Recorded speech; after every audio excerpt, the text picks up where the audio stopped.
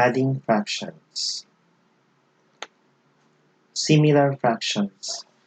Pag similar fractions, kani siyang fractions na ay parehas na denominators. Yung denominators kani ang makita sa ubos.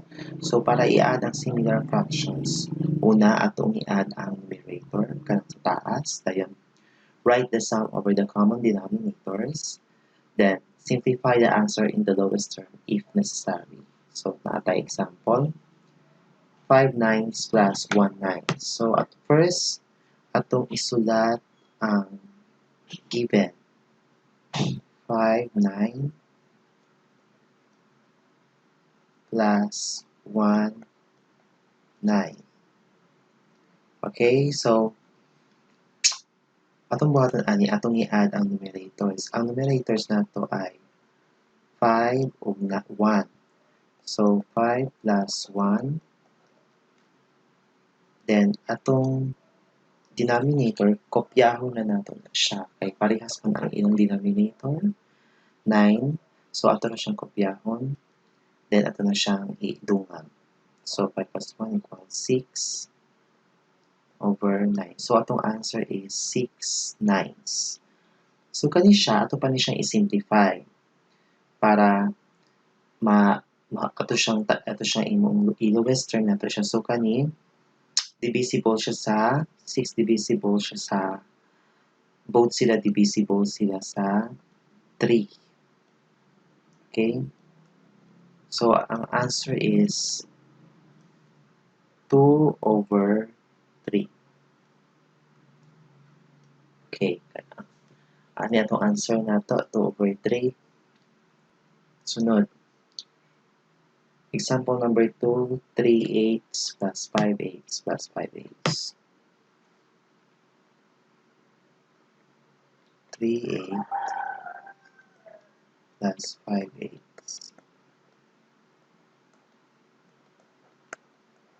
So, atong initungag ang mga numerator na 3 plus 5 plus 5 over 8.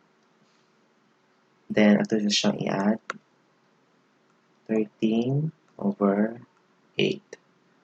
So, kung tanawon mo, taas at dako atong numerator kaysa sa atong denominator. So, ang tawag ani improper fraction. So, basta ani ang case, ato siyang i-divide. 13 8 1 1. So, atong quotient nato mahimo ni 1, then atong remainder, which is 5, mahimo siyang numerator. Dayon atong divisor, 8, mahimo siyang denominator. So, atong answer is 1, 5 eighths.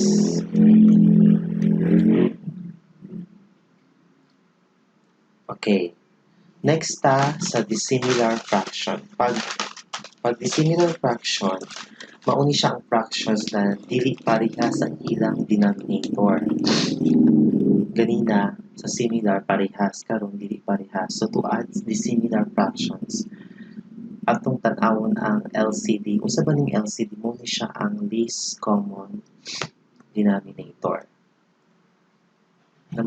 Kaduha, get the equivalent fraction using the denominator. Then add the numerators, then write the sum over the common denominators. Then last, simplify i-positive. At example, atong example is 1 over 2 plus 2 over 5. So, atong isulat.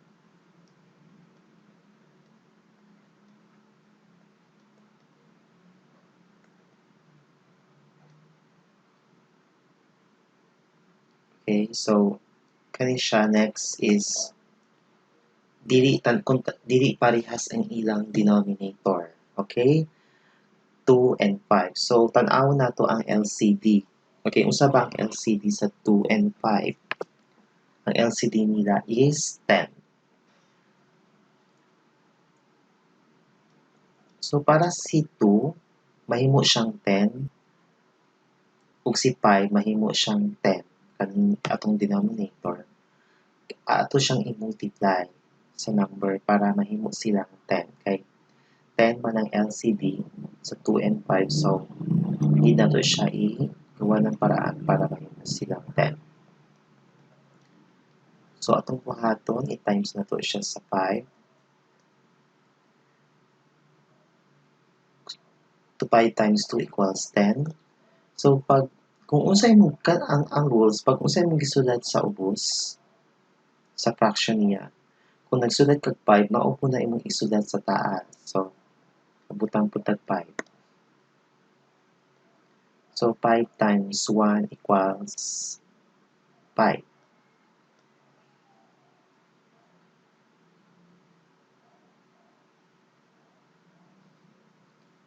Then, 5 times 2 equals 10. So, next is si 5, para mahimutin ato siyang i-times sa 2. So, 5 times 2 equals 10. Dayon, nagbutang tagto sa ubos, magbutang po tagto sa taas. Dapat ana siya. So, 2 times 2 equals 4. Okay. So, karon atong paunang equivalent fraction niya. So, 5 plus 4 over 10. So, atong i-add, atong idungag ang numerator. 5 plus 4 equals 9. Dayon, over 10. So, di na siya pwede ma-simplify. So, atong answer is 9 over 10. Next example, 2/3 plus 1/6. 2/3, 1/6. Ang LCD sa 3 and 6, so pauna itong LCD, determine the LCD of 3 and 6.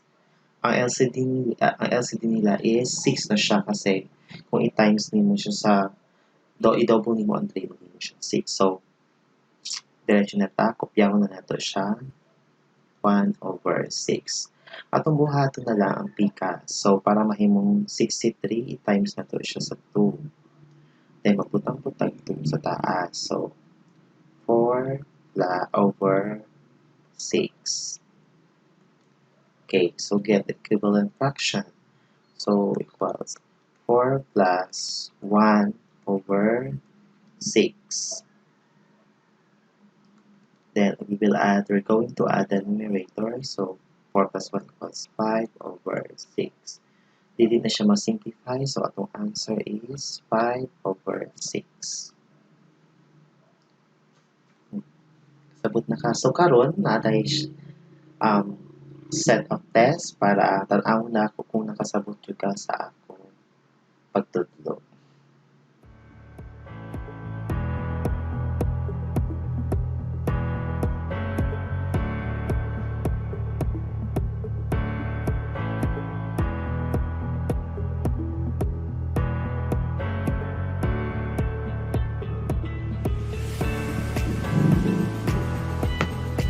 Okay, dat na ka.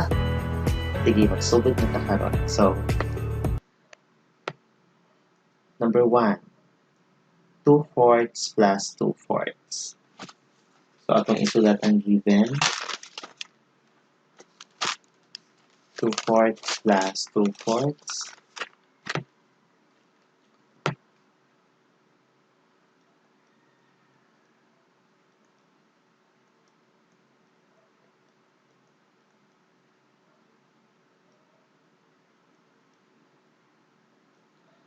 Okay, so atong i-add ang numerator. Kung tan-awon nimo sa number 1, kini siya ay similar fraction kay parehas ang ilang denominator. So, 2 plus 2 over 4. So, atong i-add 4 over 4.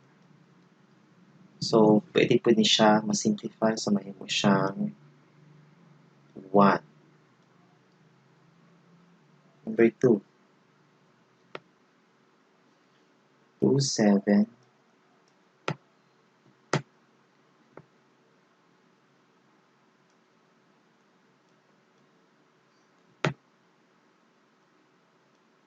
3, 7. Parehas po siya, similar fraction po siya. So, kopyahon na nato ang denominator nila. 2 plus 3 over 7. Then, 2 plus 3 equals 5 over 7. So, proper fraction na siya kaya mas dako ang denominator. So, atong answer is 5 over 7.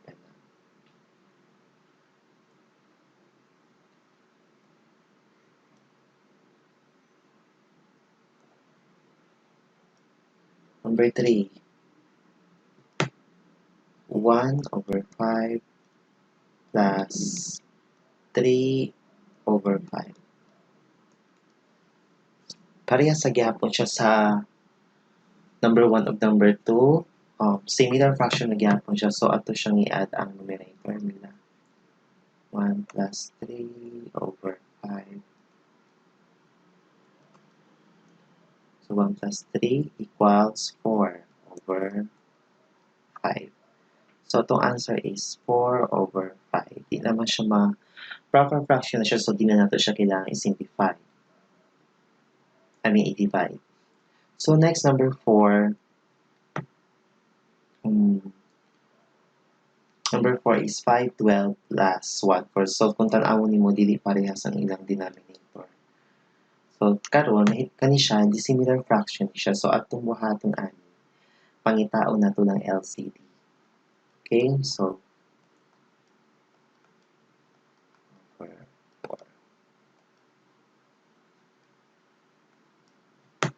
So, ang LCD sa 12 and 4 is ang LCD nila. Ang LCD nila is 12. So, para si 4, mahimo siyang 12. So, ato na kopyahon na ang 5. Kay 12, ang LCD nila is 12 naman. So, di na ito siya baguhon. So, si 4, para mahimo siyang 12, i-times na ito siya sa 3. So, magbutang tag 3, magbutang po tag 3 sa taas. So, 1 times 3 equals 3. 4 times 3 equals 12. So, itong buhaton, get the equivalent fraction, ato siyang i-add. 5 plus 3 over 12. So, 8 over 12. So, ato siyang i-simplify. Divisible siya, both numbers divisible siya sa 4. So, atong answer is 2 over 3. Okay, next. Number 5. Naantay 1/2 plus 1/4. So,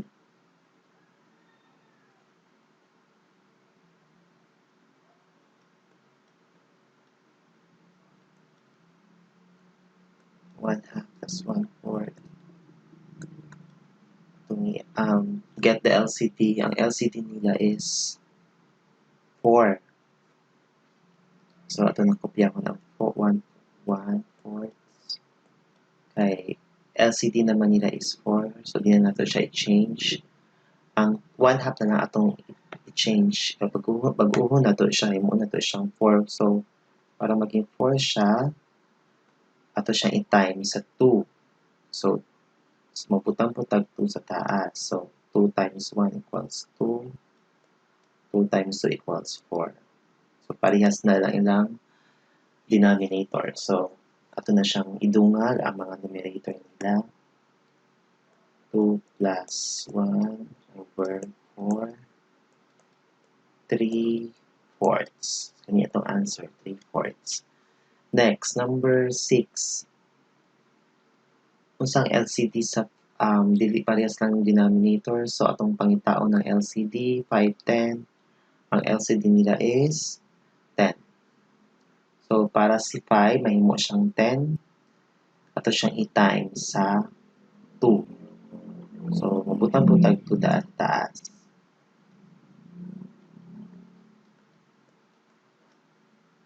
Then, kopyahon na nato ang 1/10. Then, ato siyang i-times 2 times 3 equals 6.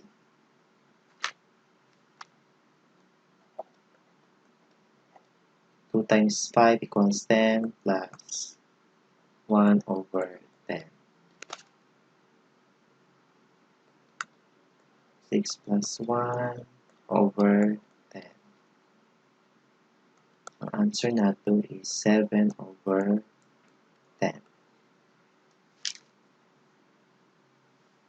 Okay, number 7. Natay 3, 6 plus 2, 12. Ang LCD nila is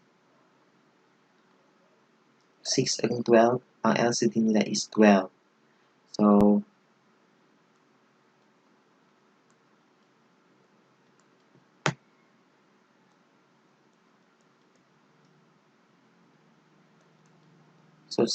para dahil 12 atong LCD, ato na siyang i-times sa 2 para mahimo siyang 12. Butang-butang to sa taas. 2 times 3 equals 6/12 plus wala, di na nato siya tandugon kay 12 na siya, so 2/12. 6 plus 2 equals over 12. Then ito siyang i-add over 12. Kani siya karon ato pa ni siya i-simplify. So divisible siya, both numbers. Divisible siya sa by 4. So ang answer nato is 2/3.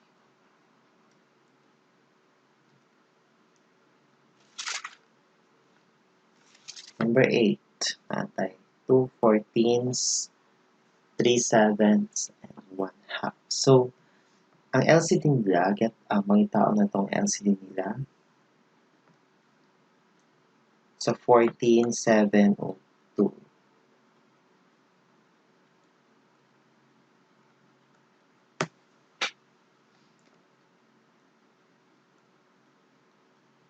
So, ang LCD nila is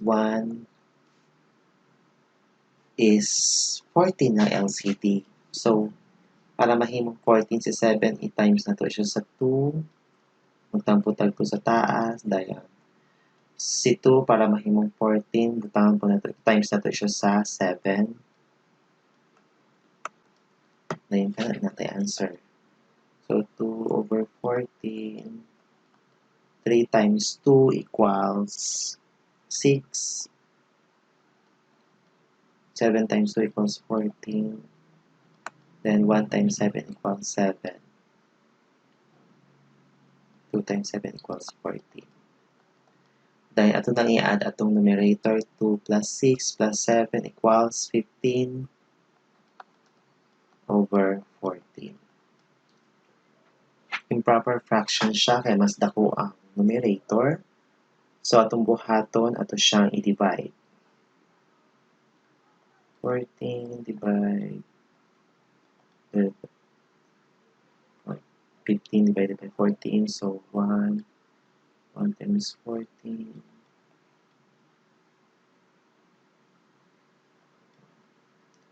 So atong quotient ay 1. So mao ni siya, mahimo ni siya whole number. Then atong remainder 1 pod. Mahimo siyang numerator. Dayon atong divisor, which is 14, mahimo siyang denominator. So ang atong answer is 1/14. Okay, next, number 9. Natay 1/4 plus 5/12. So pangitaon nato ng LCD. 1/4 plus 5/12. Ang LCD nila is 12. So, si 4 times na to siya sa 3 para mahimong 12. Magbutang tag 3 sa taas. So, 3 times 1 equals 3. 3 times 4 equals 12. Kopyahon na nato ang 5 over 12. So, ito siyang idungag. 3 plus 5 equals 8 over 12. So, kani siya, ato pati siya ma-simplify, divisible, both number divisible siya by 4. So, answer is 2 over 3. Okay? Number 10. 8 15ths plus 9 tenths.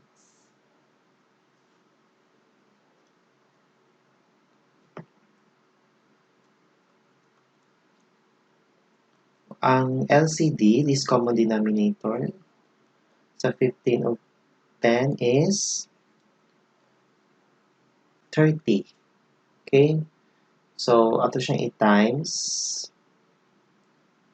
Ato siyang i-times kay when you say LCD, mo ni siya ang pinaka least common denominator. So, sa ang mugawas katong traditional method nato ato na siyang i-discuss sa previous lesson. So, kung kabalo na ka, so ano na siya. So, i-times na to siya sa 2 para maging 30 times na to sa 3. Magtagtag 2, magbutang tag 3. So, 2 times 8 equals 16. 30 plus 9 times 3, 27 over 30. 10 times 3 equals 30. So, ato siyang i-add. 16 plus 27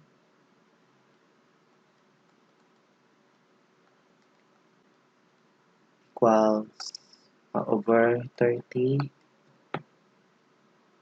Okay, 16 plus 27 equals 43 over 30. So, in proper fraction siya, ito siyang i-divide. 43 divided by 30. 1 times 8 equals 30. Okay, 30.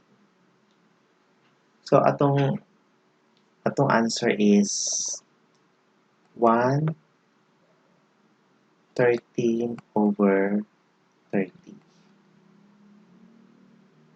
Okay? So, kung i-times mo siya, 1 times 30 plus 13 equals 43 over 30. So, ito answer is 1 13 over 30.